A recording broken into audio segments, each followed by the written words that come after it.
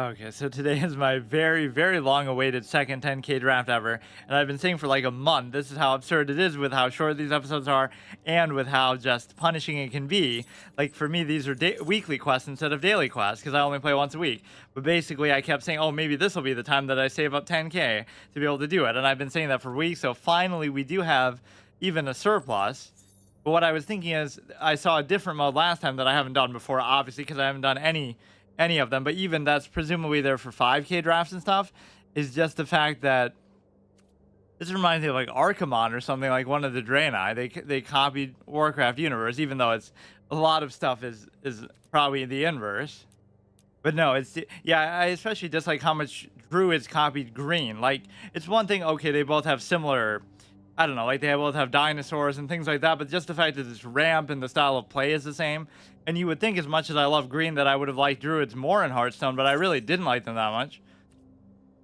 I always make a point to try to get black in drafts, whereas I play green and standard more or whatever. Like my standard colors are like red and green, let's say usually, and my draft colors are like black and just black and green as well, because I hate blue and I don't really like white too much. Like if I had to rank them by my favorites, number 1 is green, number 2 is green, number 3 is green, and then number 4 and 5 are black. But basically, 6 would be probably white, and then 7 would be Happy Birthday Magic. That just looks like a regular card deck that you have anyway, don't you? What is the difference?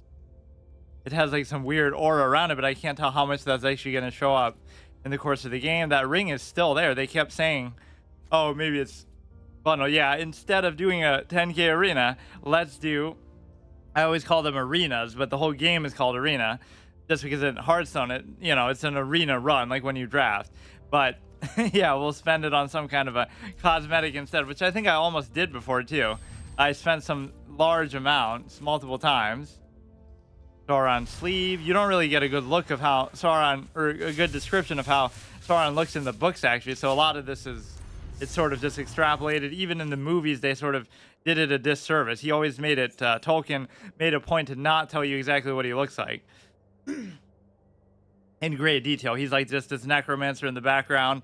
Meanwhile, in the movies, Peter Jackson's like, oh, mace go burr, because at the beginning, he's whacking everybody with a mace, but he's supposed to be a necromancer. Like, you could say that's just part of his ability to augment it, with the power of the ring, but it's still kind of random. So what I was saying is I would almost want to do one because of limited time that is like the 3-game match only.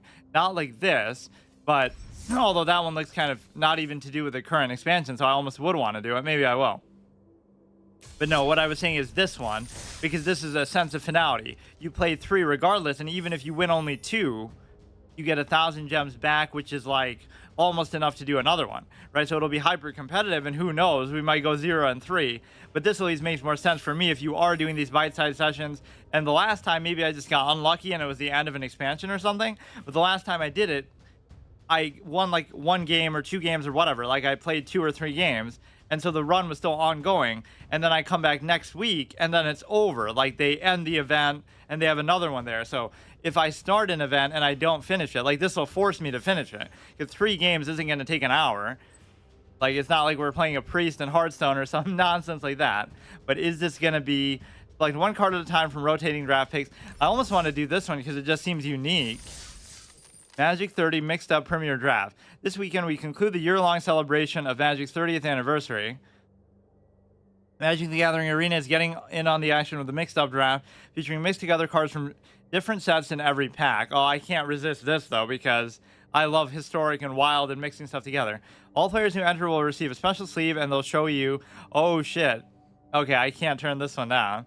And then you'll show down, because you can always do the ones that have to do with the current expansion, right? This is unique. Down with cards across the game's history. So like 1 card at a time. Wow, what good timing, though, as much as I've been putting it off and not able to do it.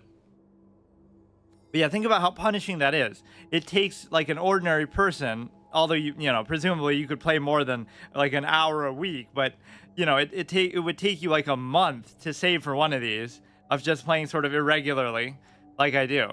Like 1 card at a time, rotating draft picks. The cards will be added to your collection. Yeah, that's the biggest draw. So it's a bit of an insidious motivation. Like you'll pick you'll pick cards that you want to keep in your collection, regardless of how bad the deck you're making is. So it's still a net positive that, oh, it's basically like you're getting all these cards. Just pick every legendary and everything super rare. If you could disenchant stuff, that would make it very much like you could game the system. Just pick all the legendaries just so you can disenchant them. Because how long would it take you to get that many mythic wild cards or whatever, normally? So the point is that, yeah, it sort of incentivizes don't pick for best value. So I have two conflicting problems with it. Like, one is you want to pick for collections and what you just want, period. And number two is you're going to pick for fun and interesting interactions, or at least I always tend to do that, whether it be in this game or anything else. And so the final point is that if you combine those two, that's how you can see why sometimes I do so badly. But my arena average in this, between the 10k one and obviously the several 5k and 2k ones, whatever that I did, is only like about 2 to 3 wins, which is, you could say that's still like, oh, half, because you can't average 7 here like I did in Hearthstone, almost 6 wins, because there at least it's 6 out of 12, right? So here you would want to do like 4 out of 7. Like, whatever one gives you enough to do another one is the whole principle. So even if you do 4, that's fine. So you get 1,400 back out of the 1,500 that you paid. So then you can almost just do another one for free, and you can do that on an endless loop. At least that's the philosophy behind it. So that's a very important part, is that it's not just that I want to do this one this time. I want to be able to do them every time, but I won't be able to afford them, obviously. One card at a time, the cards will be added to your collection. Use them plus basic lands in a 40-card deck. Play games and receive prizes based on how many games you win. The time draft with 7 players. I mean, the drafts in this game are definitely no joke. They can be very difficult. Yeah, let's actually use that too. Yeah, I can't resist that. Not only because the card back's cool, but also just I love the historic format, period.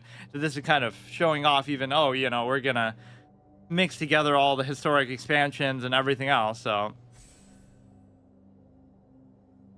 actually, like, it's meant to be, because I was planning on doing that 3, where you play 3 games regardless of record, because that is perfect as a sort of a bite-sized session. And you can still, the standard's kind of low, even though it'll be super competitive. If I just win 2 games out of 3, you're going to get a good... Okay, so I have to decide I want black.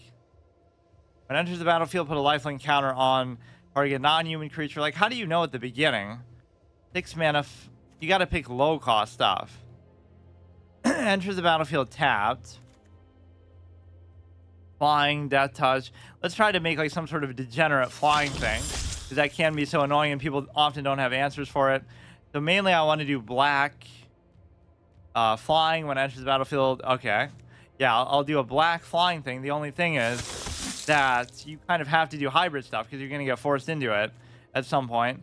Lifelink gets +1/+1. Destroy target creature with flying.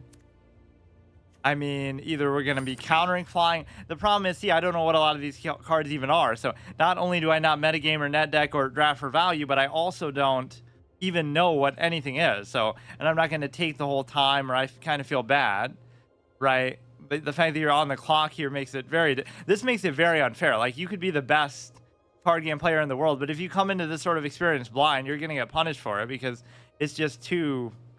I don't know. You shouldn't really do it like this, but... Enchanted creature gets +2/+0. When it dies, draw a card. Not really that good. +1/+1. Return that card to its owner's hand. That could be good if we get like some kind of good battle cry effect. 3 mana. Whatever. Oh, that's not even an instant, though. Fine, I'll just do that.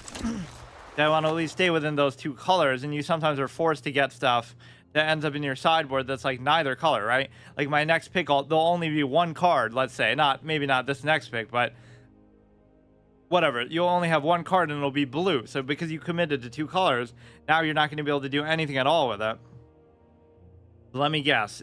This event will end by next week. So even if I go like 3-0, right, I'll make a point to try to... But see, then I don't want to feel like I'm rushing it either. It's just... It's not fair that I don't get to play it out all the way. At least this one makes sense that it would end, but... Right, because this is like the anniversary event. But the regular ones really shouldn't. I don't know why that happened last time. Has Death Touch as long as you control an artifact. 3 mana, 3/2. Has Menace as long as you control an enchantment. Quite frankly, I'm fine with it anyway, because... split second. As long as the spell is on the stack, players can't cast spells or activate abilities that aren't mana abilities. What does that mean on the stack? I don't know. I'll just do that. Like some of the stuff is just static value anyway, but I want to stay within the colors. Vigilance. Like people sometimes come up with these busted decks out of these drafts though that are hard to believe, but they obviously know exactly what they're doing, or they have some kind of add-on that even tells them what they should be doing. This is the way that people play stuff. Whenever you sacrifice another permanent, 2 mana 2/2, return Fleshfish Gladiator from graveyard to your hand, you lose 1 life.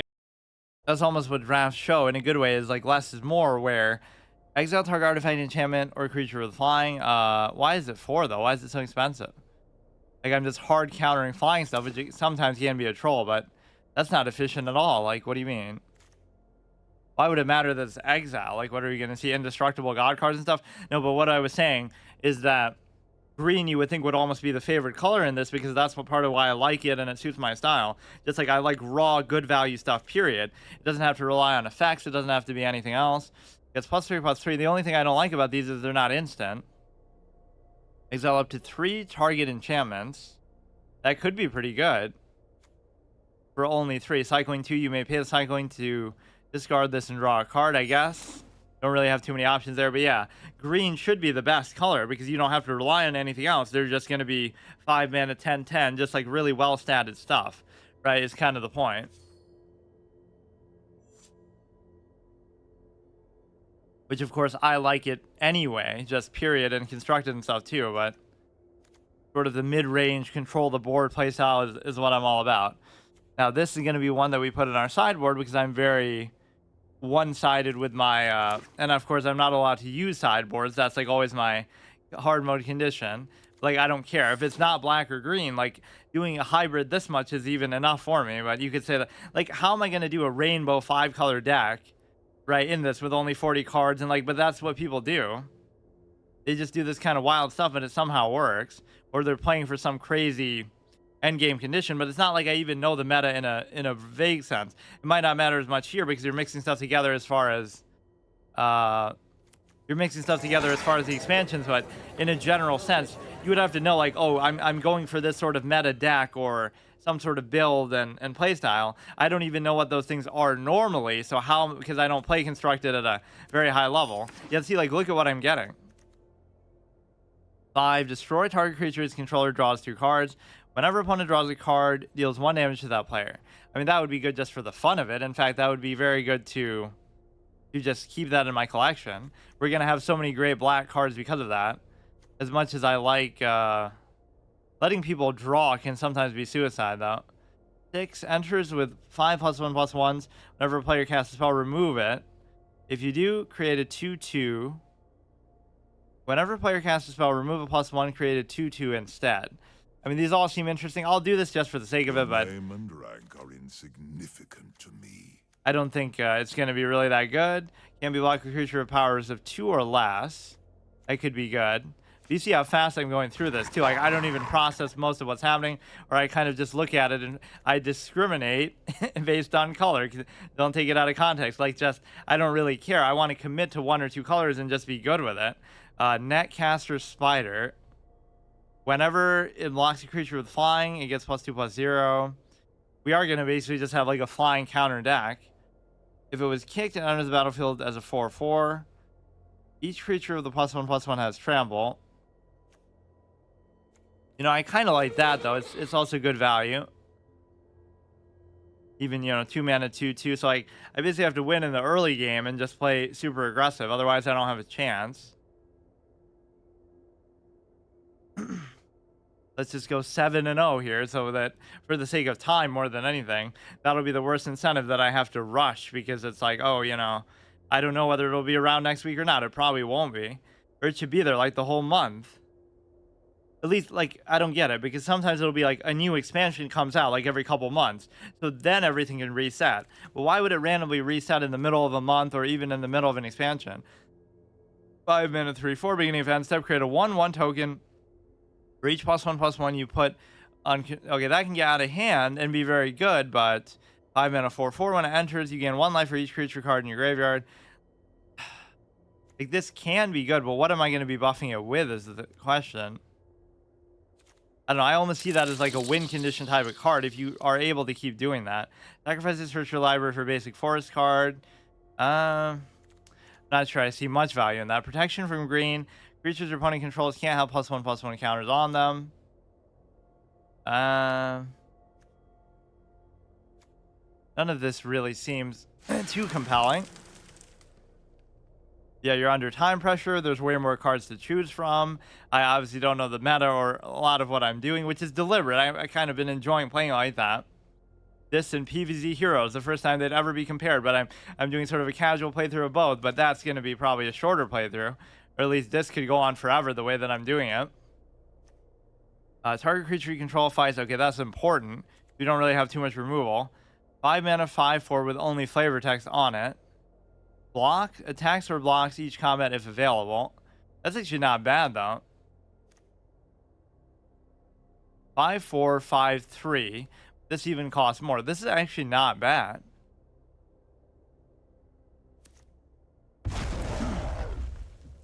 I mean, given the very low standard and circumstance that we have, yeah, we're gonna end up having like a full collection of like every card in the game, in the history of the game, without even ever, appreciating them, because I always just play some of the same stuff over and over. I should probably mess around and double check, because like some of my decks I've been using for a while, just like green is always going to be the ramp thing, red is just the Sarconic Zodia imaginary thing, so sometimes I get stuck on the same thing.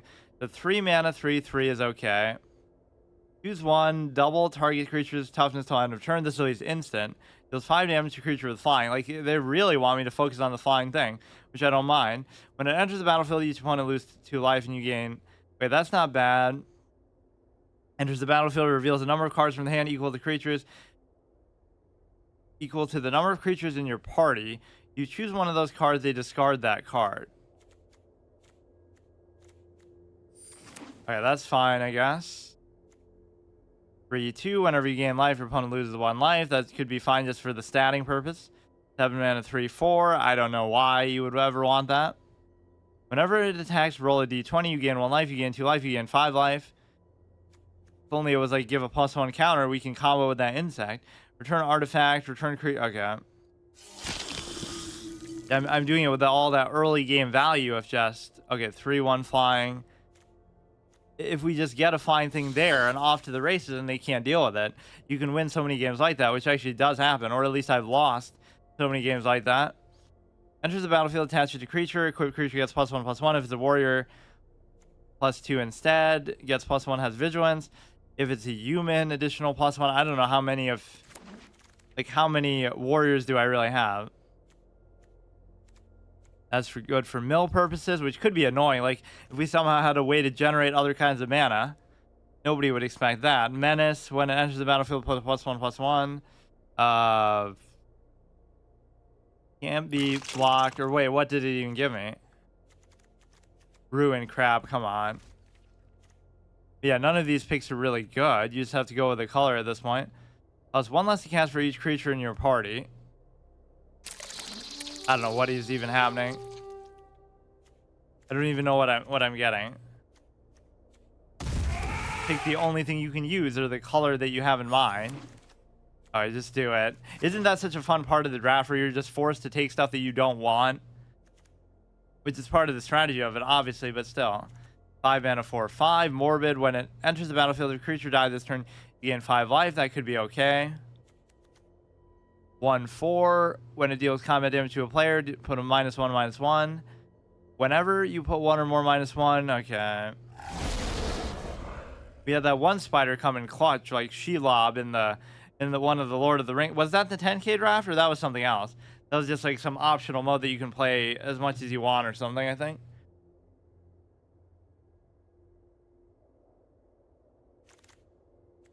I can't even remember what my other 10k draft was. Like, I didn't win too many games, obviously, in it.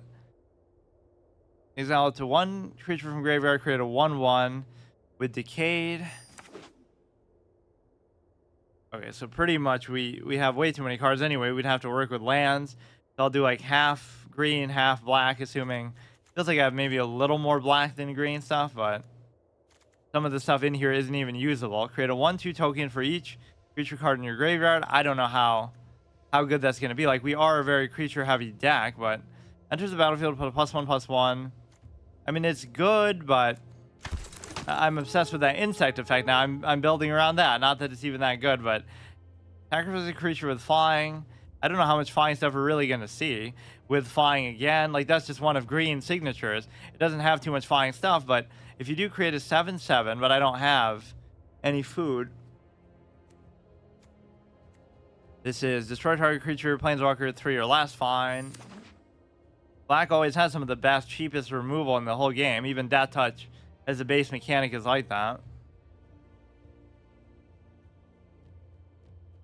Yeah, it'll take me the whole time just to do the goddamn draft. I'm not even saying it's a bad system, but it's just very overwhelming, and that's why I tend to prefer doing the cheaper ones, just because there's kind of less burden of consequence. You can just kind of deal with it. Destroy creature, planeswalker, but for 5. Lose 2 life, gain 2 life. I'm a big fan of trying to do them with the flying stuff. Kicker, menace when it enters the battlefield. I'm just going to commit to my bonehead ideas that don't typically work, but some of this stuff is just too expensive. Like, I don't know what you expect is going to happen here. Or imagine if you had to play against the very people in the same draft, right? So you have to play at exactly that same time, or you can't come back. When it enters the battlefield, destroy target creature you don't control that was dealt damage this turn. When it dies, if it had a +1/+1 counter, draw a card. Enchant creature, when it enters the battlefield, if enchanted creature is a wolf or werewolf, untap it. Enchanted creature gets +2/+2 in vigilance. Let's just do some basic stuff for value, I guess. So we have a pretty low curve, though. We don't have any great endgame plays. Even the hero, Planeswalker, isn't that good. When it enters the battlefield, if opponent loses life this turn, each gain 2, lose 2. And yeah, that's one of the most confusing card text that's overused in this game. Each opponent, like what mode is it that you get to play more than one person at a time? Whether it be a 2v2 or whether it just be 1v2 or whatever. Like, there's no such thing. Create 3/1/1 tokens with when it dies. Create a food token. That's a very slow, passive kind of card. As additional cost to cast, sacrifice a creature. That could maybe be worth it. And again, a lot of the stuff I'm not even going to be able to use, so they certainly give you extra, but that's because a lot of this you just can't use, period. Right? Like white, we don't have any white. There was something that I got by accident that I didn't even... It must have been this. Sacrifice it, choose a creature, roll a d20. But then what? Oh, 1 to 9 deals 5 to it. Deals 5 to that creature, create a treasure token. I mean, either way, you're going to deal 5 to it. Untap target land, choose target battle. If opponent protects it, remove defense counter. Otherwise, put a defense counter on it. Activate only as sorcery. This is okay, I guess. Nothing really special with her effects. I guess untapping a land could be cool. Yeah, let's just go with a no land deck. Which you could do, especially with some of mine are kind of like that. You just have more mana generating minions than anything else.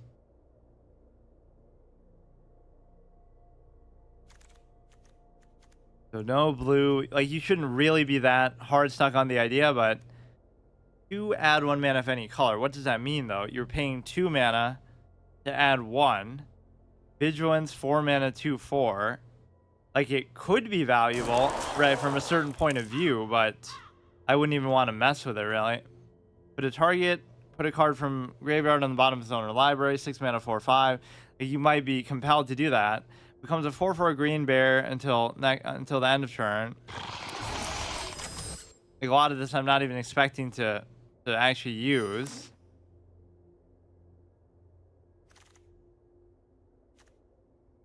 Additional cost. At first, I thought you had to draft lands, actually, so I was kind of pissed. Like, maybe I just didn't get enough. Additional cost, sacrifice a creature, draw 2 cards. I don't even know what that does. Stinging shot. 3 -1/-1, something with flying. But yeah, it'll auto pick troll me, just like pick the thing that I can't use out of the 2 that you have. Let's see, which of these do we want to get rid of? 55 out of 40. So how much land did it say that it wants to put in? Yeah, it's gonna put plains in there. How trolly. So we go 1, maybe 8 and 8, 16 out of a 40 card deck is pretty reasonable. I can't imagine that being an issue, but it probably will be, especially when so much of our stuff is low cost. Draw 2 cards is fine. I mean, anything that I can actually use is kind of the whole point, right? This you can't use, but there's actually quite a lot that I still have to get rid of. Phyrexian Archivist. Like, I don't know. It's hard to really... When it enters the battlefield, you gain 1 life. None of this stuff is good value, but it doesn't matter because it's the best you're really going to have, so... Vigilance till end of turn, or some of my best things are actually going to be... Yeah, I don't really need that. Some of my best things are just going to be the neutral ones anyway. The flying I definitely want as a point. Okay, so this one's fine. Right, 1 mana, exile a creature from your graveyard, create a 2/2. 1 mana, 2/2 is not bad. Draw 2 could be valuable. Sacrifice it, but for 2, it's just not worth it. Like, you don't want to be playing like that. Target opponent sacrifice a creature with flying. Now, what is the one that just destroys something with flying? Yeah, why would you even need this? And we have way too many of them like that. -1/-1, like we overdid that. It'll either deal 5 or it'll deal 5 and create a treasure token, so it's fine. Destroy creature, planeswalker, value 3 or less. Return it from your graveyard to your hand for 3. Tapped, you lose 1 life. Activate only for... Okay, whatever. It's a 2 mana 2/2, so I can't be too picky. That's my only criteria. Its value has to match the mana amount that it costs, which is kind of how these whole games are designed. Whether it be this or Hearthstone or a lot of things, right?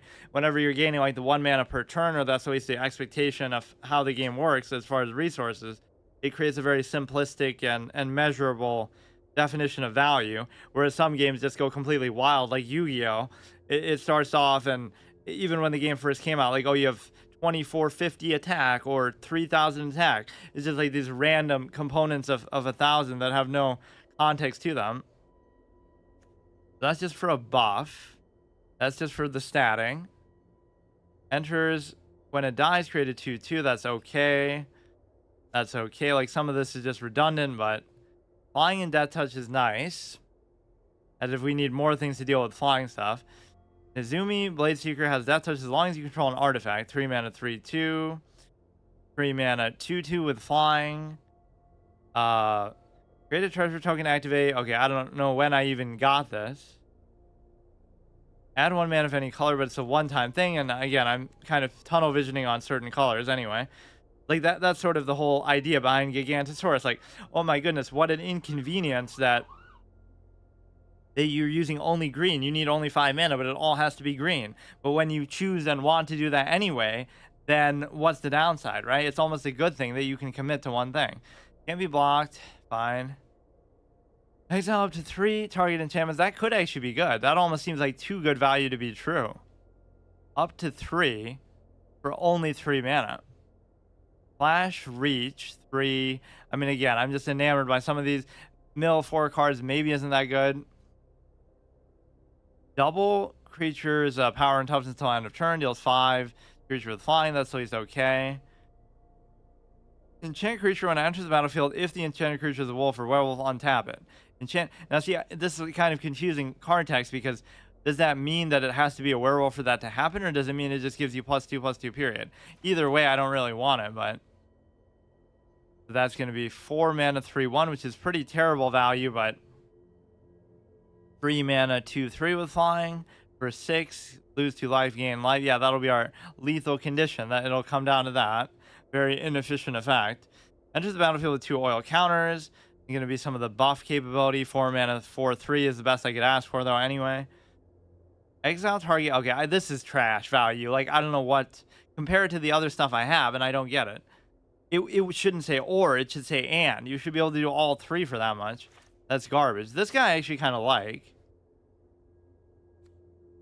And this is okay against Vigilance till end of turn. I won't be able to do that part, but a 5 mana 4/5 is still fine. You got to get rid of 6 things. When it enters the battlefield, if a creature died this turn, you gain 5 life. 5 mana 4/5. I do like this, but you're not going to get too much value out of it.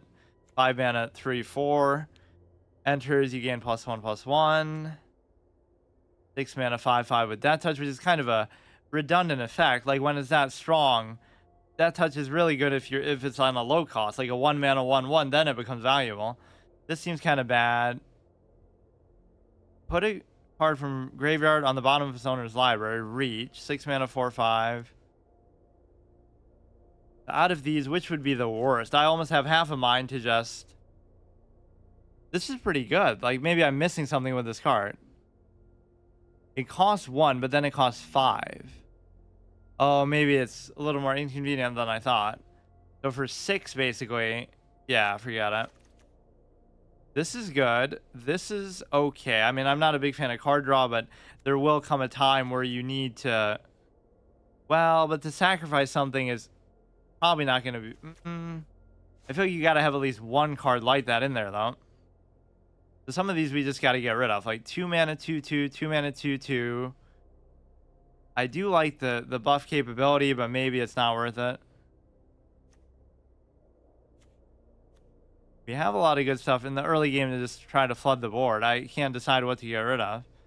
Flying is very important. 3 mana, 2/2. Can be black power 2 or less. Destroy enchantments, that's good. Flash and reach. You may cast a flash spell anytime you cast an instant. This could be bad just because of the milling capability, but I guess I don't care too much. I can't decide. Some of this flying stuff people would probably say is not very good, but that might be our whole only win condition anyway. I could just get rid of all the neutral ones, but I kind of can't justify it. 4/5, 3/4. Like, you're not really going to get value from this. That's the thing. Which of these cards are really going to buff? He gets +1/+1. Remove an all count. Just feels like you're kind of going out of your way for it. Death Touch. Phyrexian. Okay, we don't need this. That's kind of expensive. This is 4/5. So what do I have to live up to that? 5 mana, 4/5. 5 mana, 4/5. 5 mana, 3/4. 5 mana, 4/4. Like it has a certain value to it. Even, you know, I've been saying that I like that guy. So could we manage with 7 and 7 of these? I feel like that might be a bad idea. 16, so that's like a third of the deck. That's like having 20 lands in a 60 card deck. Should be fine. We have to get rid of 2. You know what? Let's lose because of that stupid decision. We'll go down to 7. Or how many of each of these do I even have? Like between black and 1, 2, 3, 4, 5, 6, 7, 8, 9, 10, 11, 12, 13, 14. Like 14, 28. You have like around 10 to 12 of the... It seems about even, basically. A certain amount of healing capability here. That's kind of good. Yeah, see, our ace card almost as bad as our PvZ Heroes decks. Like, our ace card is a 6 mana 5/5, but I don't know how many options we got that were that much better than that. Return it, tapped.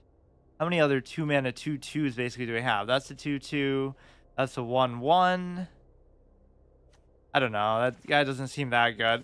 I'll just deal with it. But see, the real victory is already achieved because we got all those cards to keep, which a lot of those aren't even that good, but I do like the idea of it being sort of a historic draft. So at least we should have a good early game capability, but we are going to need more land. Like, for example, if you don't mulligan this and you get cucked on land, you already lose the game, right? It could very easily happen, but I guess I won't take my own advice. And that is a pretty sick card back. This is like the little church, glass, whatever thing that you see on one of the reward track screens, like when you choose the... Okay, so we have to hope and pray that either way we'll be able to put down one of each, but I think I could already lose here at this point. Because destroy up to 3 enchantments obviously doesn't have. Wait, how do you even do that? Or no, you would just cycle it. So let's just try to get something out there. Haven't been this happy to see a Gorgon since Soul of the Gorgon, because they're both equally shit for me. Here I'm going against it, but then there you're obviously, it sucks, that whole deck. Iron Juggernaut. Can't be blocked with power of 2 or less. So that's a perfect way to sort of deal with still being able to hit your face, which is my big priority, almost as good as flying. I could block, but I don't care to block. And then we're just going to go full aggro, I guess. The good thing is... The good thing is the fact that I don't really need much more land than this, because if opponent lost life this turn, create a 2/2 once it dies. The 4/2... Whenever you gain life, each opponent loses 1 life. What would be the best thing to actually do here? That touch doesn't really matter. Opponent lost life this turn. I don't know how he could guarantee that that's going to happen the same turn that I do it. Nothing is going to survive sort of the trade anyway, so that's maybe not the best idea, because as long as it's him and -1/-1 can't block, I wasn't really planning to block anyway. What does he have in his hand? He's going to just have some crazy wild win condition. I could at least destroy that. I guess +1/+0 has vigilance.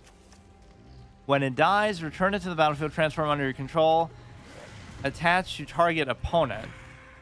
Creatures enchanted player controls enter the battlefield tapped. I mean, I could do this and then I could destroy the enchantment, assuming I think it's worth it. So everything will enter tapped for now. I don't know whether I think that's worth it or not to destroy just that. Play more, play more. Enchantment creature. Does that mean I could destroy that then? Lose 1 life. I actually wonder, would that actually work? That's so cool if you can. Or no. Oh, shit. I should have destroyed the one on the wolf, too. That would have been the perfect try. Look. We cleaned out his whole hand, but watch him still win. That was the biggest clutch play ever in the history of the game. Like, that's such a good card. He's mad. Okay, give me some more land or something. And what do I want? 4 mana. So I only have 4 total, so I may as well just go for that. Now, if he comes back from this, I'd be very unhappy, because that's a perfect scenario where he sort of overcommitted his enchantments and didn't expect me to have that. But certainly I can't argue with the value of that card. That was very, very impressive. This is 3 life. He might just kill me outright like with this. This is going to be 4 mana for a 3. Whenever you gain life. I don't have anything that's really giving me life, though. Must attack, which I have no problem with doing. I could have gotten rid of this enchantment too, right? So that was kind of a mistake. My first example of having a removal for it, and I'm so excited about it. Like, because I never do that in my normal decks. I just don't have removal for anything ever, including my whole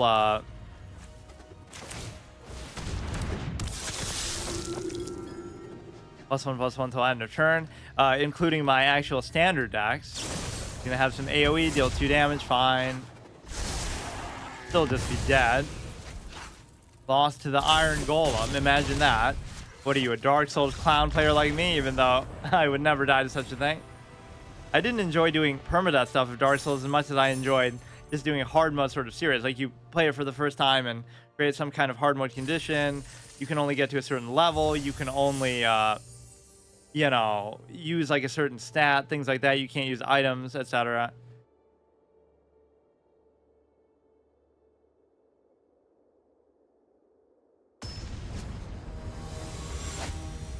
Okay, so we got a little lucky there with the enchantment thing. Just the fact that it had such a huge impact and completely decimated his hand and board, basically. This is okay because of the abundant amount of forest. The problem is your hand doesn't really match it. I always dislike mulliganing because you're going to get punished anyway for, you know, just losing cards, but it could be worth it. Like, that maybe was too far out there for me to wait for. I could just hope that I get a black, but it'll still be worth it in terms of value. Like, you'll get a 3, you'll possibly get a 4 for that. Yes, +3/+0 to end of turn for 3. Trample, not really crazy, but let's see what he's got going. A white and a red. You basically have to commit to at least 2 colors. Like, there's no reason to, you know, This is kind of unfair representation, though. Like, white gets more space than anything, then green and blue get the least amount of space, and then these two get a little bit of middle of the road. Create a 1/1 token. Okay, so he's already flooding the board pretty well. I have to do something here. I'll be able to summon the burrowing guy. And so we're not getting the black, so that could be concerning. I'm more than okay with blocking, though, because I'm going to have to. Create a 1/1 artifact creature token. I love the fact that you could destroy the enchantment creature with that. The little spell card there. I almost wasn't sure how that interaction worked, because I so rarely use removal like that. Okay, so I can't really do anything, or if I get one more green or black, you can do this. If I get a black, you could do that, plus something else, that. Or no, I couldn't, but yeah, this guy's kind of cute, but it's not going to be that good. Like, whenever they draw a card, it deals 1 damage to them. Like, that could be a win condition over the course of a game, though, if it does drag out. So I would block the 3/1, even though it doesn't seem worth it. Oh my god. It's going to be tough because that's going to get rid of the land that I so desperately needed. Okay, that's perfect. So do I want the 4/3 or do I want... Well, that's really all I can do, so there's not much of a choice. Sometimes that is how arena draft type modes go, is that, you know, you just got, your plays are pretty set out because it's just a curve thing. It's turn 4, you have 4 mana, just play the 4 cost. Like, there's nothing to think about. It doesn't matter the effect, the synergy, any your plans, just, you have to just play something or you'll lose on the board. Okay. The point is that you can't keep that up, surely. Non-stop removal every goddamn turn. You could do this and give him more card draw, which I really don't want to do. You can exile something, I don't really care what it is. Then you gotta waste more mana to do it again. Or no, I mean, you still got the 2/2, but it's not gonna do me any good. Just with these 2 dinky minions, he's able to keep me going this long, just because of the simple fact that they have infinite amounts of removal, which is not a bad playstyle to have. Summon something with flying at least, so I can try to punish you for that. Because that is one of those annoying effects. Like, if you don't have an answer for flying, you're just screwed. Like, there's nothing you can do. Or at least there's normally nothing I can do because I normally don't have removal of any kind, let alone, you know, something as specific as this. When it enters the battlefield, exile target non-land permanent opponent controls until... Oh my god. Well, I could at least destroy it. This thing might save me again, but I don't like the way this is going. Destroy target creature, like, it's not really worth it to do, but now unfortunately this guy can't even block. So could I do these two together? I could do this and destroy the enchantment so you get both.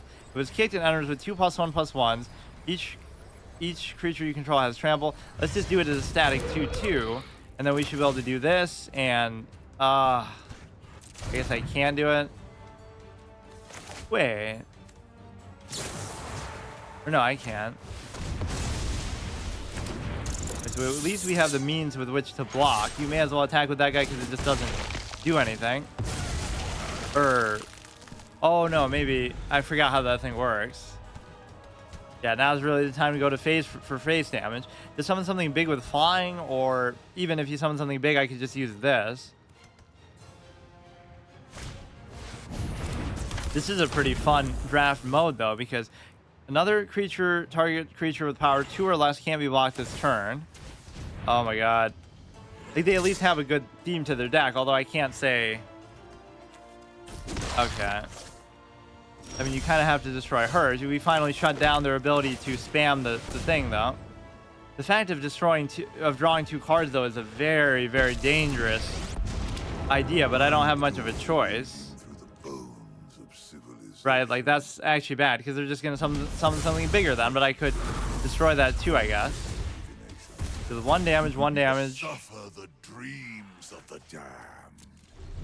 The point is that you just have to try to block, and obviously that's going to take its toll, but it's going to be very slow. They're going to just have more removal and too much crazy crap.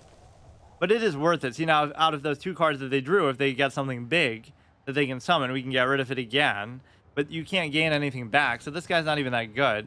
You can only do it twice, and it's like an awkward amount where you start with 5, you can't gain any back. So you'll go from 5 to 3 to 1, and then you won't be able to do anything with that 1. Like, what kind of a stupid statting is that? Right, it's one of those few that doesn't have the plus, any sort of plus benefit every turn that you can do. Even though he is a legendary, he's probably one of the trashiest planeswalkers in the game. I mean, that effect kind of does work. You know, you're sort of milling them to do damage, but... Okay, so this is... Trample, enters the battlefield +1/+1. Okay, so we'll go ahead and use the effect on there. Just... That's how we're going to have to go about this, even if they keep getting better stuff. And I won't be able to do anything with it now anyway. I think that damage is very inconsequential for them anyway. Okay, get rid of that, and then... So this thing can block, right? Or can't block, and when it... Okay, it has both negative effects. Let's just play very defensively. If you have like a board clear or something, so be it. I could try to stall it out long enough to do that, but unfortunately... Unfortunately, I can't actually do anything with him now, though. He'll never gain that loyalty counter back. I have a real nose for picking trash cards, even when they are going to be added to my collection. Summon something big with flying. How about that? Sacrifice artifact or land. Now you're just going to have too many things out there for me to deal with. Can't even block with that anyway, so... There's no point really, though, because... Okay.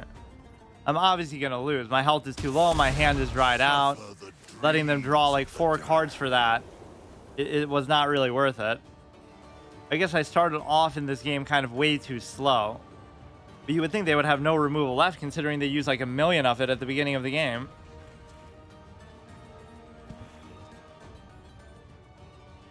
Damn, I wish I could have done this mode more. I love the whole historic draft idea. But no, you gotta wait another 10 years for the 40th anniversary to be able to gain control to end of turn. We haven't actually seen too many cards that do that, where it takes control of stuff. Untap the creature, gains haste, add 2 mana of any color. Like, what a dynamic card. Okay, dude. I'm not even gonna say like, oh, look what high value stuff they got, but at least it's cohesive and they clearly made a pretty good draft. I might still... No, I'm dead, obviously. 5-2, 5-3, so 4-7, yeah. So that you just lose in the draft on the draft table, because whatever they had was just obviously... There wasn't much I could have done there, or maybe I should have mulliganed more aggressively for something. Play more so in the early game, but their style actually makes a lot of sense. Like, they're obviously playing aggressively for the early game. They didn't really have like some crazy win condition either, like some of these do. Hey Dimmy, how's it going? Thanks for the follow. But yeah, like we've seen some crazy like Tree of Life, the World Tree combos with God cards, and like it's supposed to be a draft. Like they're not supposed to have decks that feel like they're better than what you see in Constructed, but sometimes it happens. That'll be 2 cost, 3 cost. I'm being a little bit stingy with not mulliganing, but I feel like there's no way around it, because if I do it, I'm just going to end up with the same stuff anyway. It's a low-cost curve deck. It's just, you know, you got to kind of settle for some 3 costs and stuff. Or a lot of it is just reactive removal. Oh, that might be a good sign that they have a lot of flying stuff, because, you know, it doesn't seem like it's an issue, but I could regret that. In fact, let's just do it because of how boneheaded some of the starts of these games are. You're not doing anything that turn anyway, so you may as well just do it. Okay, that's good. If they lost life, doesn't really matter. Flying Death Touch is cute, but I don't need to do it yet. Whenever you gain life, I don't have that many things that are going to give me life, though. Yeah, I don't think I've really gotten a good opportunity for his value. I love black just because of the art behind it, whether it be like some kind of Lovecraftian stuff or whatever. That alone would be the reason why I like black, but green mechanically is just right up my alley. Alright, so now we get the Iron Golem, or... I haven't been this excited to see an Iron Golem since my permadeath playthrough of Dark Souls 1, because What a joke of a boss, am I right? Absolute clown. I didn't even know you could knock him off the ledge by hitting his knees and stuff, by like making his legs collapse for like a super long time. Okay, so that's going to be forced to attack some of the time. This is going to be kind of pointless anyway. Enters the battlefield. It's fine.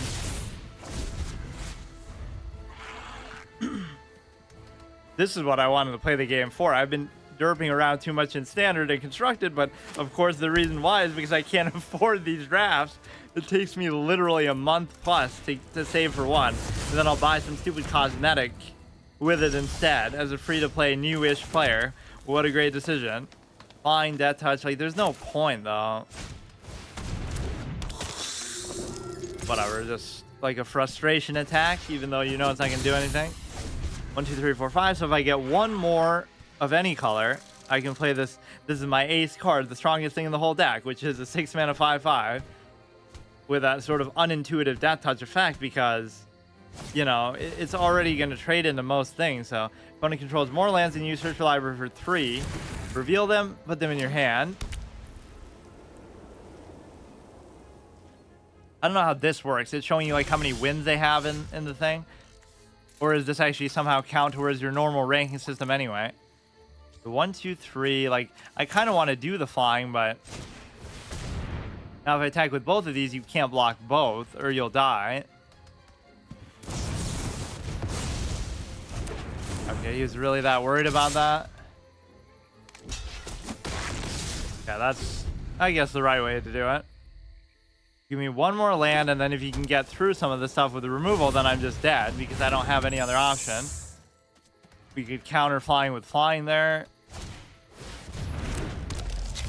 2/4. When it enters the battlefield, if you control 3 or more creatures that share a creature type, put a +1/+1. I mean, this is cute and all to try to block, but it's not actually going to do anything. And I can't even really attack in anymore. Now it's going to get very stale, and they're going to win just because I don't have high value, high cost stuff. Which it didn't feel like I got offered a ton, but I guess I just wasn't looking for it. I tend to do like more mid-range curve, but this isn't even mid-range. Like I have like nothing that's even 5 or 6 cost. When it enters, until your next turn, target creature opponent controls gets -3, -0. Okay, as long as it's not reducing their health value. Flying Death Touch, you should be able to do both of these, or you won't be able to. Or no, I will be able to. Flash, reach. Somebody's got to be able to get through this and actually try to get some damage in. Other than blocking, I can't do much. Like, see, that dragon would kill me by itself if I didn't have flying. If I didn't have that Death Touch, I would have no other way to deal with it. Like, you could actually bait him into doing that. Or even the reach would work for now. This is where it gets annoying. Like, I don't know whether I should attack here or not. Let's be patient and not do it. Because the 5/5 could be there. Or you know what? Let's do that, because you could choose just... Wait. Oh, fuck. I thought that was his only flying one. I just said that. But he's still not really understanding the gravity of the situation. He could have just attacked with it. Alright, let's just go aggro here, even though that's always a horrible idea to do that. Knowledge is not without price. Okay, what won't you be able to kill? Or you can only kill one, so I'll just go all in. You can block one and then kill one. Kind of overly aggressive, but it might be the best shot we have, especially with the consideration of that. Right? All we need is like one more hit. This is the only chance I'm going to get to win, otherwise he's going to run away with it. I could destroy one more creature and do 2 more damage guaranteed, so it's almost over. Just don't heal. It doesn't untap. Okay. Yeah, we're doing a black mill deck with a garbage, one of the worst planeswalkers in the game. No additional counters you can get. Oh, wait. Oh, fuck. I will return. Okay, now I'm probably going to lose. Actually, you won't, because I only have 1 copy of you. And I have no way to really cycle it back. That was actually the closest thing to a win condition that I would have had. Your opponent loses 2 life, you gain 2 life. Like, that could be worth it, because one more turn of this You know what, dude? It seems utterly brain dead, but I am kind of brain dead. He's so desperate.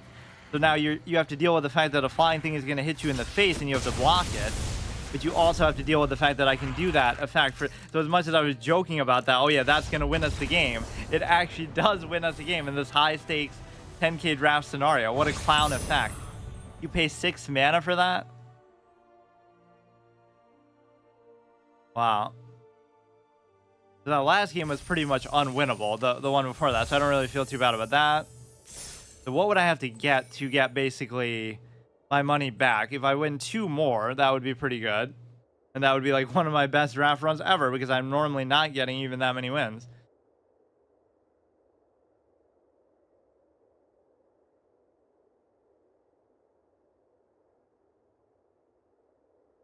This game feels kind of underrated. Like, I just don't see too many references to it, or nobody talks. Like, it has a dedicated community, but it doesn't seem to have the mainstream following that you would think it would, being as popular as it is and well known, and having such a storied history. I don't know, it just feels like it maybe has that nerdy, insular, elitist vibe, like almost like chess, where it's like the people who like it really get into it, but it's sort of maybe a little bit alienating for people who don't.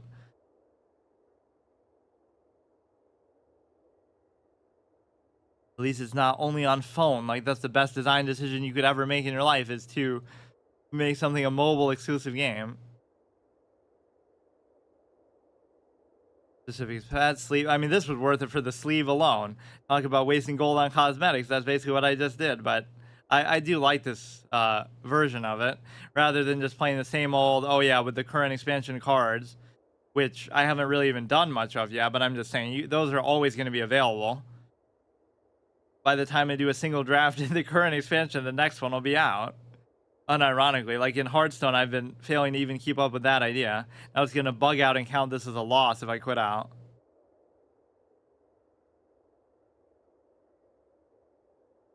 Yeah, my only lose condition is I won't have enough time to play enough games, so I unironically will forfeit the draft. So that almost shouldn't count against me. Like, I'll be like 4-1, but wait, what? But why? Well, at least that shouldn't count as a loss. No, what is that? Imagine if it does count as a loss. Or should count as half a win, speaking of chess, if you get 2 draws in a row. You can bluff not having a spell. Oh, yeah, I always forget to do that. It's kind of a cool feature. Or no, there's like some button you can hold down that makes it seem like you have an interaction. That's something else, like Alt. Is useless to meet revenge with revenge. It will heal nothing.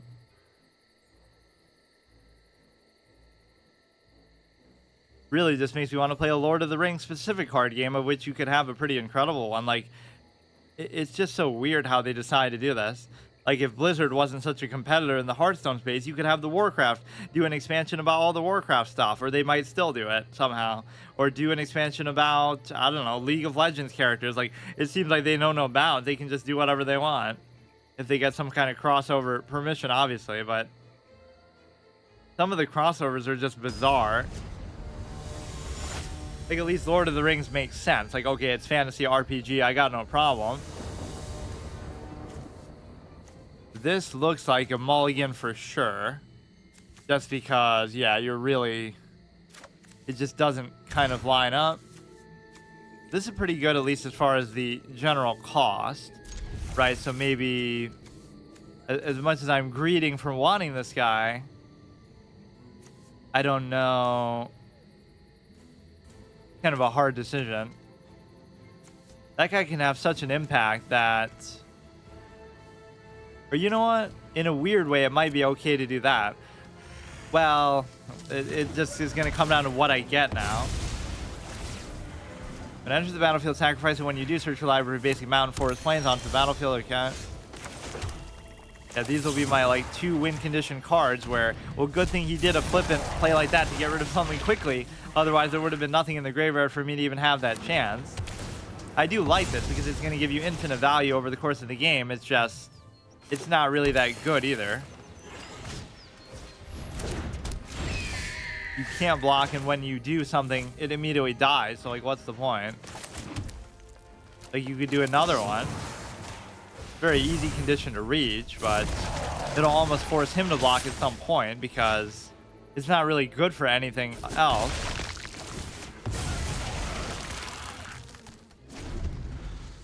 Or no, you only get to do it once. So we have enough land. We can do the burrowing guy, which sometimes can be a little underhanded because you'll end up getting rid of something you wanted to use, but okay, nothing's going to require more than one of these anyway. We could do the flying early, but let's just do that. Meghan Markle equivalent card. That I can't do anything. Vigilance Disturb. If Morning Apparition would be put in the graveyard from anywhere, exile it instead.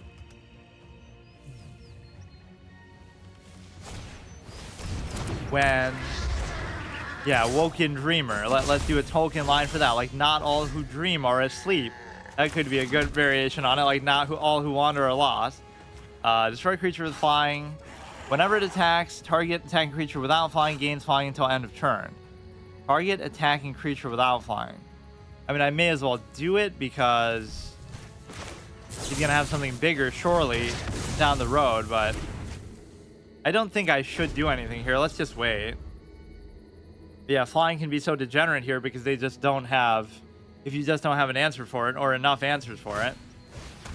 Okay, 2/2 is fine. This isn't really the best statting because you're going to have to, like, is that worth it? I guess it's worth it because, like, what else am I going to do with that? Anytime I try to attack, he's just going to trade in anyway. We could do this guy. I'd love to get this effect, but it's basically just impossible to do. And you might say, oh, well, you should have done this, but then he's just going to attack into it for free, right? At the beginning of the end step, create a 1/1 token for each +1/+1 you put. I mean, it's a very good effect, especially for a draft setting. You just kind of need more stuff. If it would be put in the graveyard, exile it instead. There's going to be no good way. Like, would I really do this to let him draw 2 cards just to get rid of that? And the answer is I probably would in some scenario. Or like reach could be good. Flash.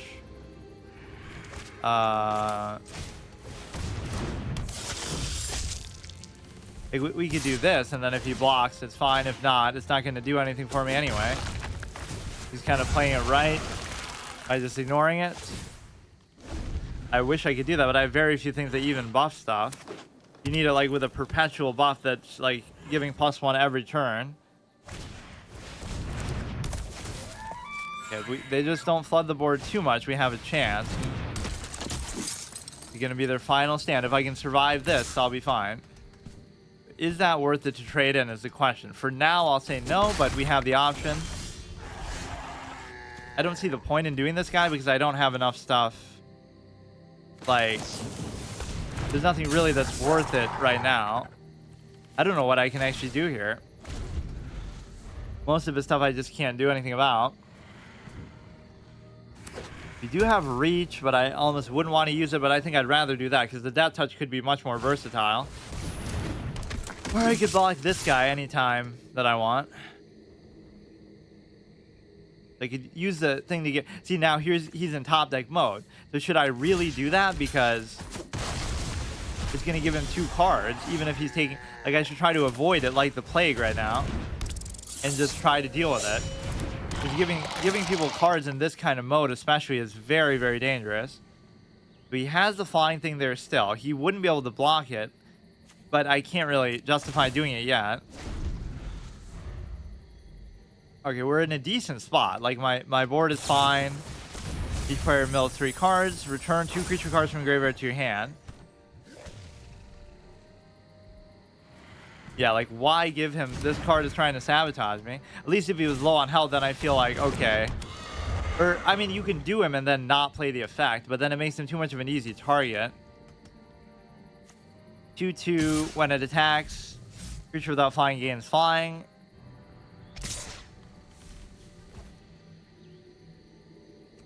You know what?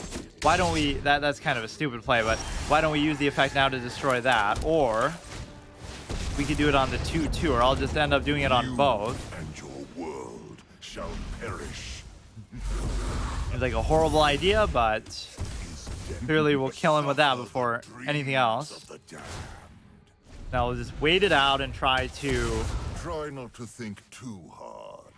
I'm in top deck mode too, so I can't imagine that that would be ever a good decision. This is such a suicidal. And he's got quite a piece of art for such a shitty card. 1/1 black vigilance. As it enters the battlefield, choose a color. When a spell is a chosen color, put a +1/+. That's actually not bad. I just don't have enough stuff to match his board. I could give that up for it, or I can't. But I could block at least one of them, which maybe even that would be worth it. Fine. I mean, hey, at least that's going to save me from clowning myself in a manner of speaking. There's just no way that you're going to win a game like this. That's the problem. It's just not going to happen. All this stuff would trade in somehow favorably, like 2/2. Like, there's nothing wrong with attacking here. Fuck it. It's not like we're getting any effects from that buff anyway. You would have to block with 2 things on the 3/4, or just trade in regular stuff. Trade in the unicorn. I just get impatient. Like, I want something to happen. I'm not one of those players who's going to sit around and do nothing for long periods of time. That effect would have won me the game if I had some persistent means of getting it, but it's very annoying and constructed. We've seen it countless times where they have like a million of those bugs on the board at once. I always wonder how that would be represented in real life. You have like a million different tokens, but each one could have different names too, like if you're getting them from different sources. We could block at least one of them effectively. And I still have a decent amount of health. 2/2. Okay, that's what's going to actually win him the game then. 4 mana 7/7. Amazing. Never seen that before in any card game. Enters the battlefield with a number of +1/+1s equal to the number of creature cards in your grave. Some of these are so incredibly close too, but I just can't quite... I can't really do anything. That's the problem. It would be 2 and 2. I'm totally just speed running to a loss because I don't want to feel bad about missing out. Even if we win 3 games, we'll still get like 1,000 gems, and then we'll almost have enough to do another one, right? But just because I have 370, but you should get at least like 4 wins. I still don't think I'm dead, but... Or no, Trample is going to render that kind of redundant. Or wait. 4/4. This. Yeah, you'll hit me for like 7/8, but I can't imagine what I'm going to get here that's going to help me. 2+1. Oh, wait. Are we going to get the bug? Wait, why don't we get the bug? Oh, there. Oh, shit. Imagine if it clutches and comes around, but it's just not going to happen. Enter the battlefield. Yeah.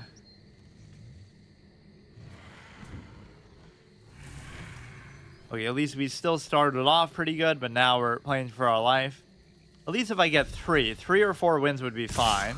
At least the ones that I'm losing to aren't as broken as sometimes what we see. Just like, okay, Trample is going to be an issue. In fact, it's just mathematically impossible because of the bird and stuff.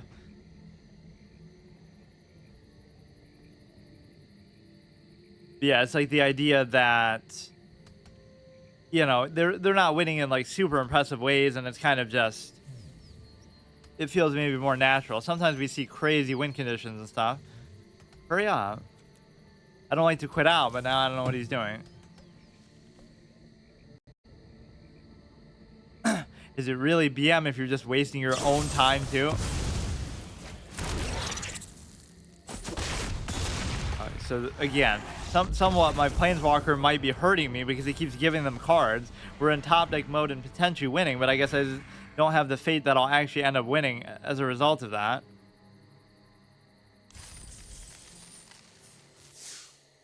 So that would be 1,000. So even that's a good benchmark. This is not quite. That's actually a huge difference too. 100, 250. So you have to get that 3rd win to make it worth your while. The 4th one would be nice. Like I said, we'll almost have enough, but it won't matter that we almost have enough because you won't really get them from any other way. Or you know what I should have done is re-roll like the daily quest, because blue or white, when they're already like weekly quests, we're cucking ourselves even more. Okay, I'll be back and do a couple more. Or many more, because I'm not going to lose. It's about our average run though already, so it's a net positive. Okay, let's at least get this third win. Very important. Yeah, I'm amazed how much of a jump it is. One win is 100, whatever. 2 wins is 250. Then it jumps up to 1,000. Then it goes like 14, whatever. So to make a profit, you would have to get at least 5. But I think if you average 4, that's kind of the standard. The same way as averaging like 6 or 7 in Hearthstone, that you're pretty much going to get a free infinite number of runs. And it's a pretty big deal in the 10K context too. So if you average 4 wins, you can just do these every day and just, it's no big deal. Even as a free-to-play player, even whatever. Oh, fuck, Shit. Self-sabotage moments, but it might still be an okay hand. Misclick. Yeah, planes, by which I mean a planet. Like, I never understand exactly, or like a solar system. Okay, so we do have a 3 cost capability here. Let's do actually the green, because we're working towards that. That you can do anytime, but it almost doesn't matter that you can. That touch is fine for now. Let's just do that. Tap, target non-human creature. So you could just do that to mine, I guess. Then you would be tapping itself to be able to do it. So at least you can't attack me here. Enters the, oh, it's going to be some kind of blue mill nonsense with that stupid crab or something. Or at least that's what I'm used to seeing in the, oh my god. That's what I'm used to seeing. Yeah, you get rid of the 1 card that's still useful even after you do that. Go here. Wait. 1, 2, 3. Oh, I'm 1 short, so. Sacrifice a creature. I kind of just want the flying, and I'll kind of troll you with it if you can't deal with it. When it dies, create a 2/2. I'll leave that for now. Yeah, let's just try to bully him in the early game. It's our only chance really of ever winning a game, is if we win super early, which is often how it is in my normal decks anyway. But here it's even more contrived because you don't have any sense of permanent value as the late game goes on. So I wouldn't want to sacrifice anything, obviously. This is okay, I guess. I think I will be compelled to attack with both of these because it doesn't matter. If you're going to trade in, then do it. Keeps eyeing his enchantment, which I do have the means to get rid of. But now, why wouldn't you do that? Or if I feel like something is about to die, I could do that anyway. Okay, you're really going to mill me with a 40-card deck. Probably pretty easily, but like, how good of a mill deck could you really make in this context? When it dies, draw a card, okay. See, that flying thing alone could clown you so hard. Just because if you don't have a way to get rid of it. And as soon as I say that, okay, that becomes a 3/4. Getting a little bit dicey. Let's see. That beetle, I'm not going to really blame. Like, it's at fault for why I lost the last one, but it's a little bit harder to get value out of than you might think. Now, the 2/2, I don't know. I'm just trying to get damage in, but I can't really afford to lose the... Yeah, like, what's really the point in not doing this? Like, I'm never going to be able to do anything with it anyway. So it's better just to get rid of his thing before he uses removal on it anyway. I'm not worried about the mill condition, although I'll eat my words and actually lose because of it. I just don't know if I can keep up with the value that they're sure to get. I think it's just sort of incidental value, though. I think they're not really built to do that, but they will end up doing that anyway.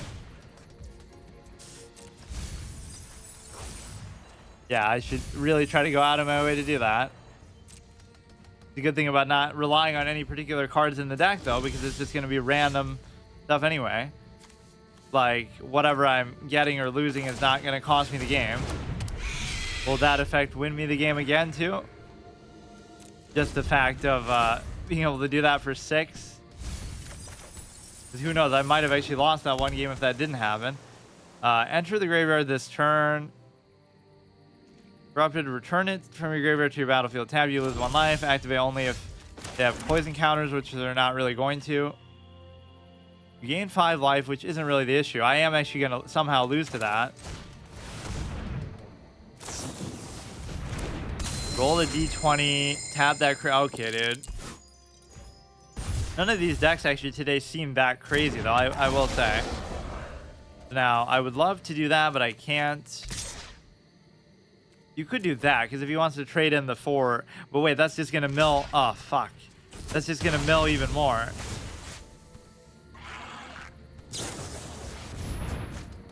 I'm already dead, man. Yeah, my best chance would have been to, like, hit him with the flying thing.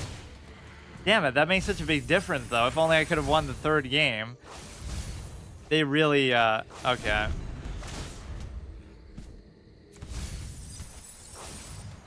Actual proper mill deck in a draft, which I can't even say is too unreasonable because we rarely have even seen that. I almost feel like I've never seen that actually successfully happen. Like, when you only have 40 cards, it's not that hard to imagine that that sort of thing could occur. So that's pretty unfortunate because now those gems aren't going to be of any value to me. 500, whatever. Sucks. It is pretty hard, but yeah, those matches didn't feel too bad. My draft was obviously just bad, period. Whatever, at least it was a fun mode, and we had enough time to do it. That's why I speed run through it. And we got a sexy card back, so it's not all a loss. But honestly, I didn't get too many really interesting cards. Even the Planeswalkers seem kind of shitty. What I should do is almost make a black constructed deck, but I almost like to save it just for drafts. Black Lotus is bloomed. No need to go foraging. We have Black Lotus in the store. Show off your green thumb and let it sprout on the battlefield. Haven't been this excited about a Black Lotus since Classic World of Warcraft. Yeah, the skull is more interesting than the Lotus itself. And that ring just said like last week that it was leaving the store, but it's still there.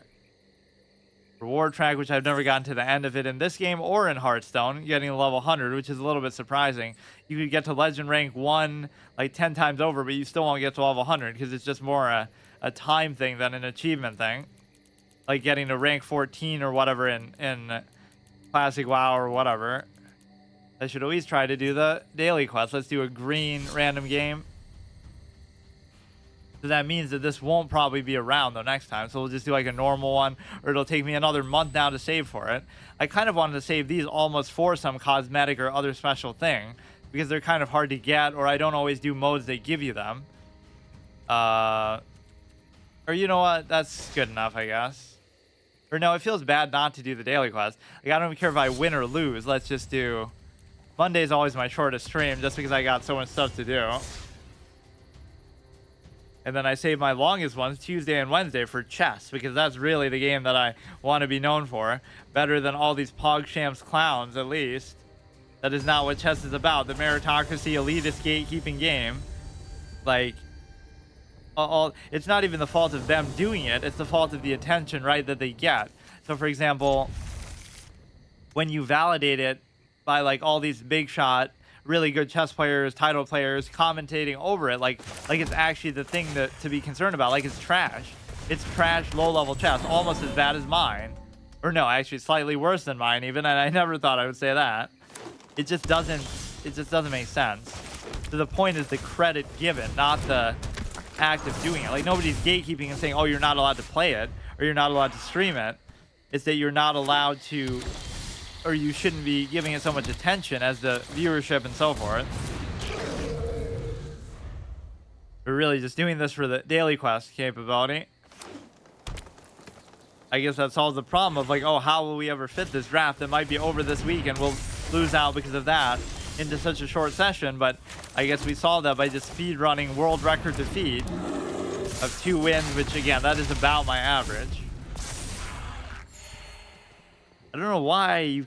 Yeah, that's why they've been so bad and unrewarding too, because you have to get that 3rd one at least. Even if you average 3 wins, right? Then you're only going at a loss of 500 gems, which is still a lot, but you know, that's a big difference. I went at a loss of 1250. At least 2 wins should be like 500, not 250. Of course, hexproof, one of my favorite mechanics in the history of the game. or in card game history in general.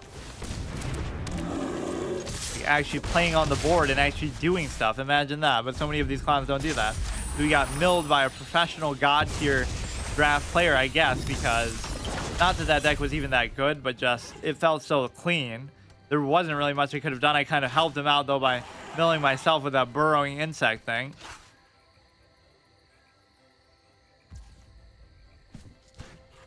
Yeah, I should just spam stuff to get the condition for that. But at least we managed to do the daily quests. Like, we managed to do it in the context of doing the draft too, so that's always helpful. I mainly started playing this game, I was thinking like, let me do it the same way I did in Hearthstone, where I would just spam arenas at the beginning, because there's no point playing constructed because your collection's so bad and you don't know what you're doing and you're not going to net deck, or at least I don't like to net deck. So that's the best way to farm cards as a free-to-play player, is to do arena runs, drafts and stuff, and keep doing well in them, to be able to keep doing them over and over and getting packs and rewards from that. But when you do this badly, I guess you don't have a choice. Okay, do this. We can go in with that. We'll have the trigger from that guy for the Keratin anyway. This has been my most played card if you were to do the analytics on it. I've had this in almost every deck I've used. I've played it probably a world record number of times. Like, it's just been there from my starting deck. It's actually pretty good, all things considered. The whole 4 mana trigger, 4 attack trigger for giving you 2 mana instead is quite valuable. And it works perfectly with the whole ramp playstyle. I heard you like mana and ramp, so we give you, you know, we get you off to a good start by giving you a mana generating minion, and then we double it up. It should even go a step further. When you have something with 8, it gives you 3. When you have something with 12 attack, it gives you 4 more mana. Like, just keep going. Make like a legendary equivalent like that. This game almost has too many cards. Like, it's insane. And I don't know how exhaustive it is of the real life library of cards. I'll have to play like some other version of it that's like, you know, more like real life, which I'm sure they have. I always see this one that people are playing in, like, I don't know, it's some sort of either fan-made one or just some sort of deck building simulator. That is obviously not this game. That's probably been out a lot longer. Or there was some other official game too back in the maybe the 2000s or something, but then it died out or something happened. But yeah, what was that game that I heard about? The Disney Arcana? Or Lorcana? Digital release date. I'm just such a fan of card games that I'm kind of a sucker for them. August 18, 2023 for local game shops and Disney parks. Release date for retail. Wait. But what? That's all talking about like the physical stuff. What about the digital one? Are they not going to do it? Disney's Magic style card game. Yeah, imagine playing it in person in this day and age. Like, the convenience of this is what really sells you on it. Or, okay, I don't care. Insomniac player.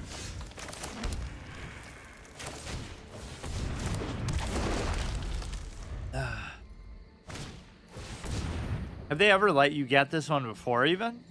They probably have for some other anniversary type events, or like maybe every year. It doesn't matter that it's the 30th year. They'll still say, oh, it's the 29th anniversary. Like, it doesn't matter. But, you know, I know I've seen the ones that are like individual, like just this or just this, or even those are like lands that you can have. That's like just like the skull or something. Which those ones actually look pretty sick. Zendikars Royale. This thing's actually pretty awesome because it stops them from playing so cowardly the way that people often do, and just, you know, they have like a million things on the board, but they won't bother to attack. Very, very strong effects. Other creatures you control get +1/+1 whenever land enters the battlefield. Create a 1/1. That's going to be very dangerous. I've lost so many games on that basis alone, just like where they flood the board with too many things. And you might even think that's sort of my playstyle that we're looking at. Like, that's actually horrible. He can just block it with two things, and he wouldn't have even had to give anything up. He could have blocked it with the the 2-3 too, right? Or whatever. But no, it's like they'll just have way too many things out there. Mine might be better statted, but speaking of which, he's gonna do the 1/1s from that as well. Look at this. And I don't have any AoE, so I already lose.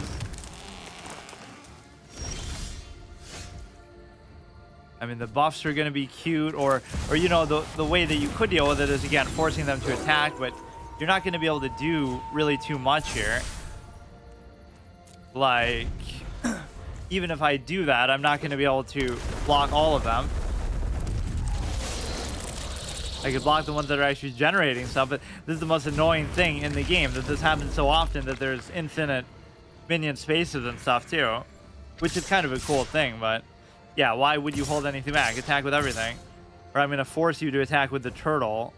Or no, he's going to be all conservative and then regret it, but not really, because there's a lot of infinite loops in this game that you can just do, like buff, heal, like one effect. Whenever you buff something, you heal. Whenever you heal something, you buff. So get rid of these. Or wait. Get rid of 2 of these. And so I won't be dead or even close. He's only going to hit me for... You had so... I don't get what he's doing. You had so many other things to attack with. And I can't even do that, unfortunately. So I will lose. Because that was my whole hope. So 2 mana here. The fact that everything has hexproof is cute, but it's not going to do anything. The attack values hardly even matter, but you could have easily killed me, like, probably last turn, too. This guy would be, like, my favorite card, but if... Because, yeah, my values just don't matter. I don't have enough stuff mathematically to deal with this. The attack values...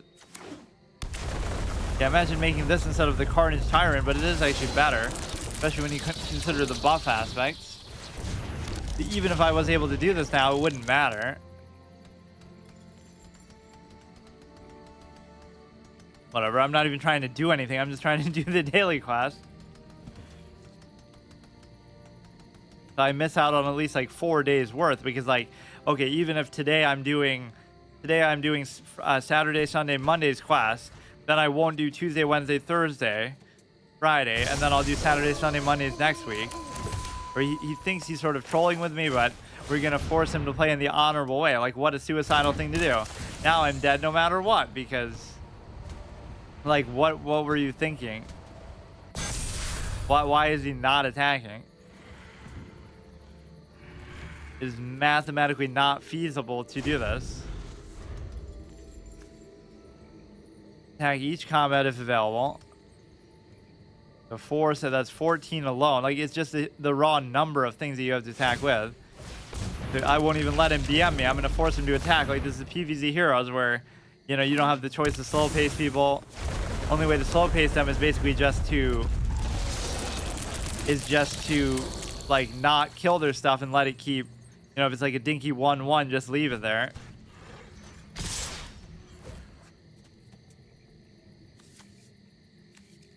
Wait, why? Oh, just because it just came in. Yeah, this is totally not going to work. Although, look at the statting on some of my stuff. 3.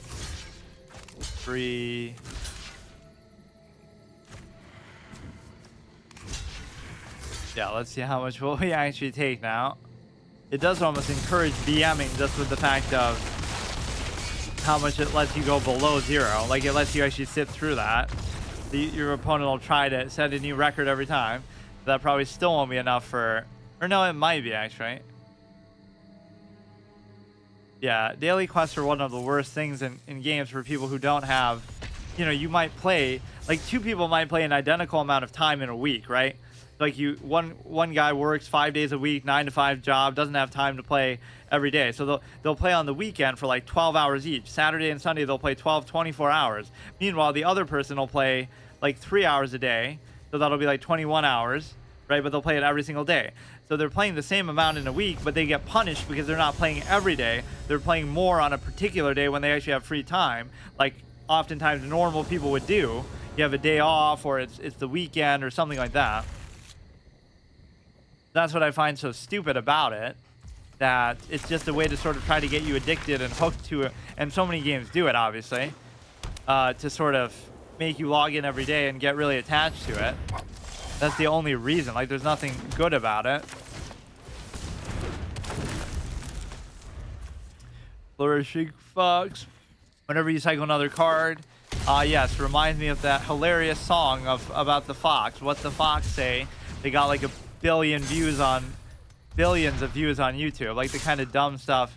Yeah, and then they come out with an interview saying like, oh, well, we made it as a joke. Like, yeah, no shit. Like, what did you think? No, you made it as a serious.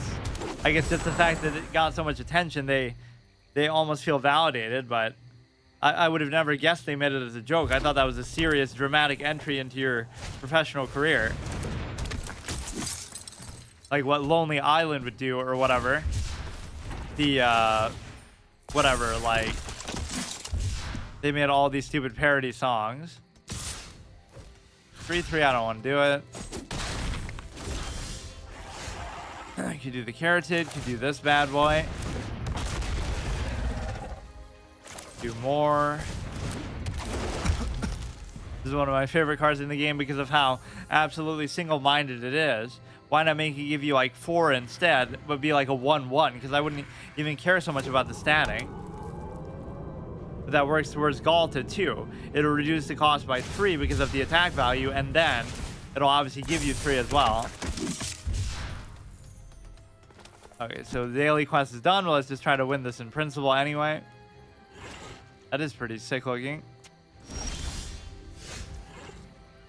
We could do a Rebuke. I could basically do whatever I want because we have so much mana to go around. Or I want to win a game just from this guy alone because it'll just sit there and be unblockable and stuff. Doesn't matter. It doesn't matter. Just get rid of it. Has nothing to do with what I'm doing. But yeah, if you try to remove this, then basically I can make it hexproof temporarily and make it into a turtle. Whenever you cycle another card for the first each turn, fine. Just summon everything. If you have a board clear, so be it. Wait, why does it look so different there than here? This looks like bright green. That looks like nothing. Could just be a trick of the light, or maybe that's somehow intentional by the card. Now I actually will still be able to do that, but that's Gigantosaurus's only weakness is that he doesn't have trample, so sometimes it can just be a waste there. But yeah, as if that doesn't give you the ultimate incentive to value big statted minions. That was my instant response. Not only do I like that sort of stuff normally anyway, but in any card game, but the fact that everything auto heals at the end of every turn, which is a very unusual mechanic. In fact, there's certain playstyles and builds in other games that are built around just the idea of healing, period. Like, you know, like a priest in Hearthstone would be built around that. But here you just get it for free no matter what or who you are. And so the point is that basically, actually, the attacking with the 3/3 is kind of bad because I have very little mana. I'm just spoiled by, well, the Carotids are fine too, but no, it's basically like that has a bias towards higher cost stuff because you could trade a 10/10 into a 9/9 and then you'll just get full healed for free. Like there's no downside. It's very hard to have that perpetual sense of permanence with what you're doing on the board. It just kind of goes to the wayside. Yeah, why wouldn't you do it the other way? You can block the 10/10 with the 1/1.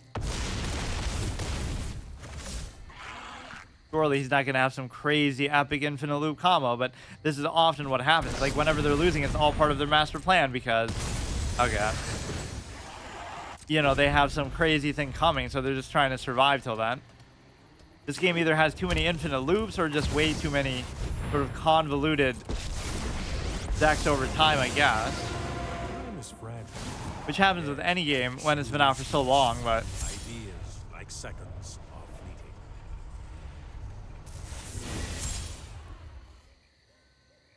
we'll have like 3,000 gold at least. So we had a little extra to begin with, so it means it'll be pretty much October by the time I do another 10k draft. I kind of do want to do more of them, but it's just kind of annoying sometimes.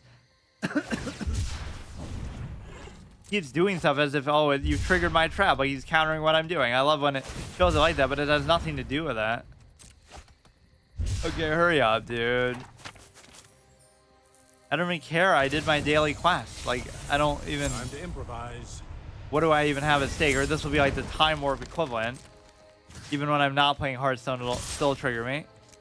Or you know what, just for that sake, let's just get rid of him.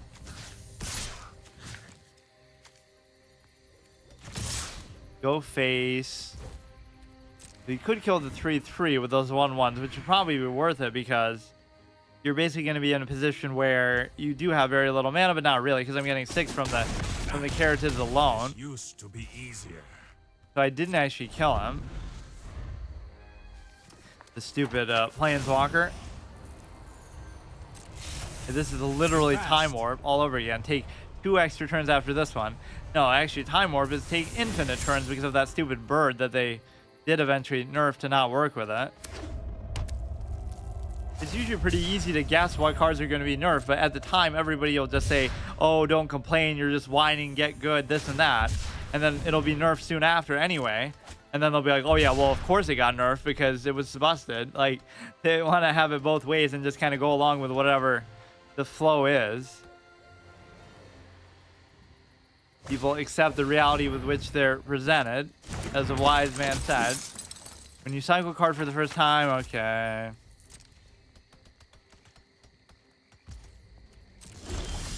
It'd be the longest game in history just for when I don't even care, like what I'm doing.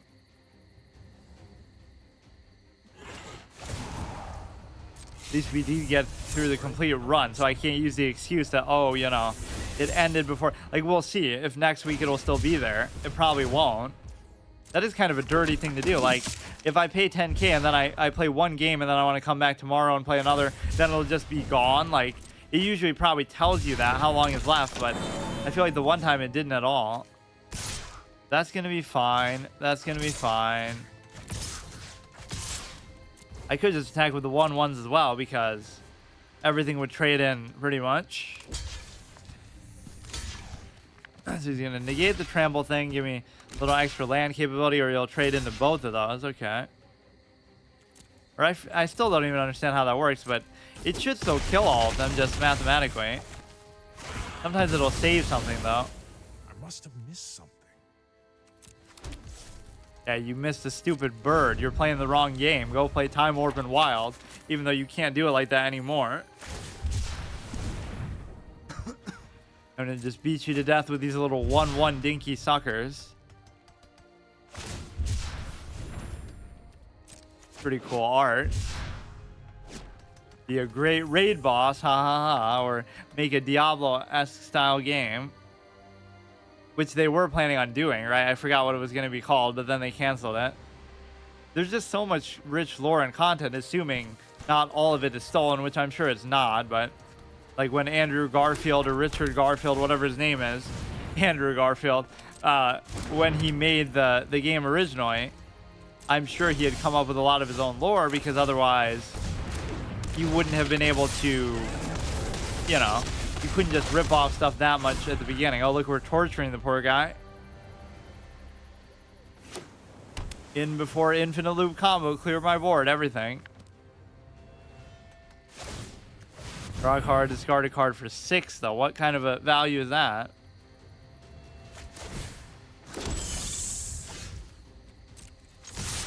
But yeah, like, that was one of the weirdest decisions ever. When they had Allison Williams play as Peter Pan. Like, forget about the gender swap aspect of it, but just like, why? She wasn't even like an A-list star. It was like some sort of favor to Brian Williams, right? Because it was on NBC or something. And she's a good actress, obviously, but the whole trope of her perfectly symmetrical face. Jordan Peele chose her for Get Out because of that, because she has that sincere look. But also the hilarious thing that I was saying, like, you're watching Megan. The real reason why they made Megan is to compare, like, find out who the real robot is, like, because she has a face that's more perfectly symmetrical than a robot. So that's why they chose her for that role too. Or it's like, that could have been the twist, like she's actually the real robot. So if I was to do this, I mean, it would be too hard to get any of these. Surrounded by Orcs card style, like, your best bet would be to try to get that, but you can't because by the time it gets there, the expansion will already be over. Like, I don't know what track we're exactly on with that, but But yeah, I always love that as an example of power creep in card games. When Magic first started, I at least assumed this is the case. I certainly don't know for sure, but lands were just lands. They were just there to give you resources. Then over time, they become shrines and legendary lands, and they have all kind of crazy effects. And now they're win conditions and the world tree and all this kind of stuff. So even the most basic resource of the game, it's like your dice.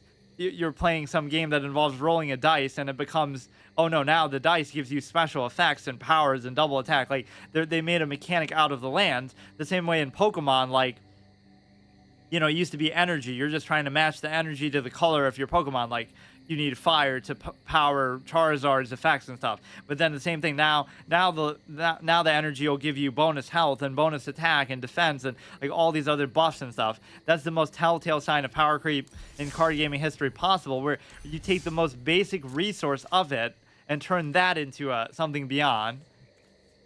Which again, it's inevitable. It's not like one game only does that, but Good to see you. maybe that's one thing I could actually praise PVZ for, but that's just because it was a game that was sort of left in development hell. Like, they're not really further developing it anymore, but like, it sort of stays in a stagnant place, so it doesn't feel like there's as much power creep just because there's fewer cards and fewer expansions. And so it's stuck in a state where maybe it does feel like you can just appreciate the current state without it being ruined or upended by meta. But that's why you can kind of do that anyway if you play these older formats like Historic and stuff.